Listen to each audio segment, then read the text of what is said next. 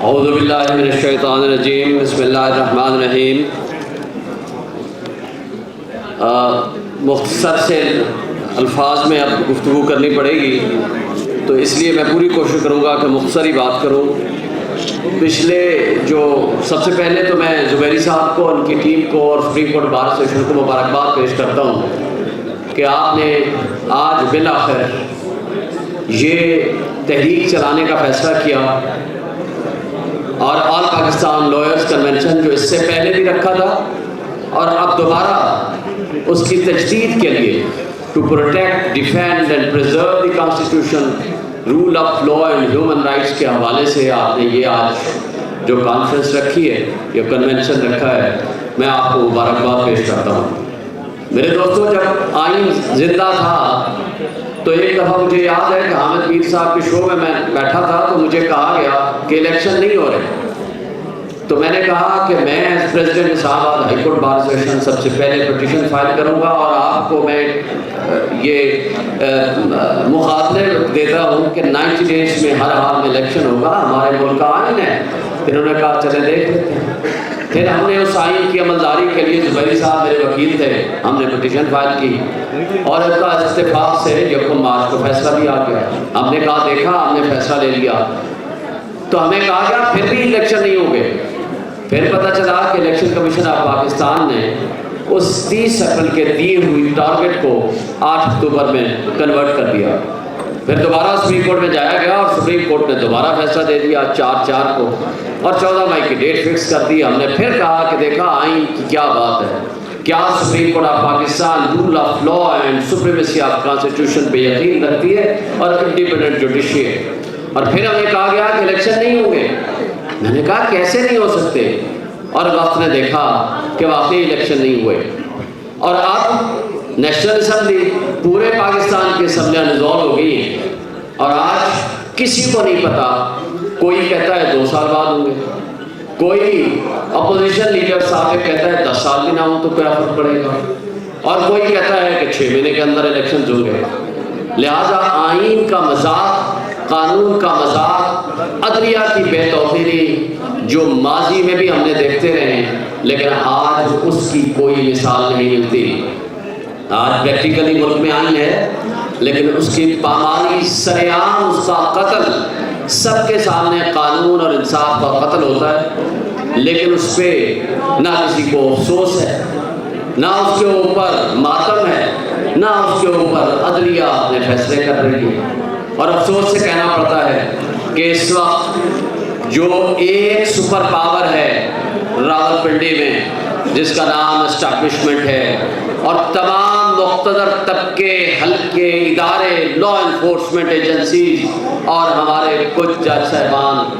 ان کے آگے سر نگو ہیں، اور وہاں سے صرف جو احکامات اور فیصلے ملتے ہیں اس کی ایکسیکیوشن میں صرف وہ اپنا رول ادا کرتے ہیں۔ آج میرے دوستوں نے اس سے پہلے کہہ دیا، 10 دفعہ عدالتیں ضمانتیں دیتی ہیں، لیکن عدالتیں یہ کہنے پہ مجبور ہوتی ہیں کہ آپ نے اگر واقعی رہائی چاہیے تو آپ ایک پریس کانفرنس کیجئے اور باہر آ جائیے۔ اور کتنی بدقسمتی کی بات ہے، ماضی کی تاریخ 75 سال سے تو یہی ہے کہ ہمارے ملک کی اسٹیبلشمنٹ ٹیسٹ ٹیوب سے بنے ہوئے سیاستدان اور ہمارے اس وقت کی جوڈیشری جو کہ اس کا تسلسل آج تک جاری ہے، انہوں نے پاکستان کو جو کھلواڑ کیا، آج جس انجام پہ پہنچا دیا۔ آج صرف 2 طبقے ہیں، ایک طبقہ ہے جس کا نام اشرافیہ ہے، اس کو آپ 3%، 4%، 5% کہہ سکتے ہیں، اور دوسری عوام ہے جس میں آپ اور میں ہیں، وہ فیصلے بھی وہ کرتے ہیں۔ اور پاکستان میں UNDP کی رپورٹ کے مطابق تقریباً $18 بلین سالانہ وہ اشرافیہ، جس میں حکمران، جس میں ہمارے ججز، جس میں جرنیل، جس میں سول بیوروکریسی اور ملٹری بیوروکریسی شامل ہے، وہ مفت برآمد دیتا ہے $12 بلین،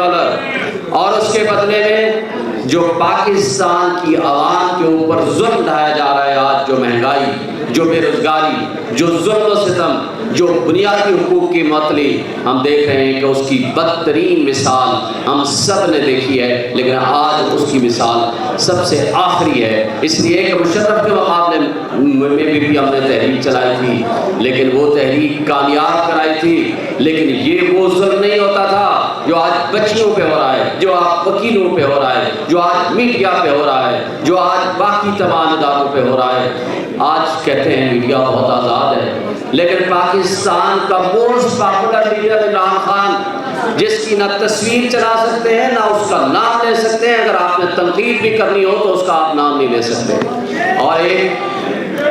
اور آج سے 16 مہینے پہلے باہر سے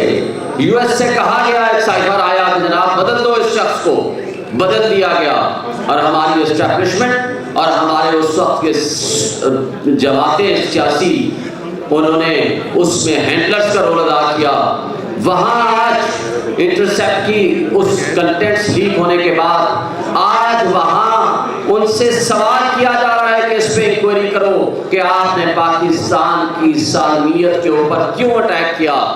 لیکن بدقسمتی سے جس نے ملک کی سالمیت، ملک کی خود مختاری اور ملک کی بقا کے لیے رول ادا کیا اور ایبسلیوٹلی ناٹ کہا، اس کو ہم نے جیل میں بھیج دیا، اور جس نے کہا بیگرز آر ناٹ چوزرز، اس کو ہم نے آنکھ کا تارا بنا کے بادشاہ بنایا، اور اس نے اس ملک کے ساتھ جو کھلواڑ کیا وہ سب آپ نے دیکھا۔ آج ایک واحد امید ہے، وہ ہے آپ، وہ کلا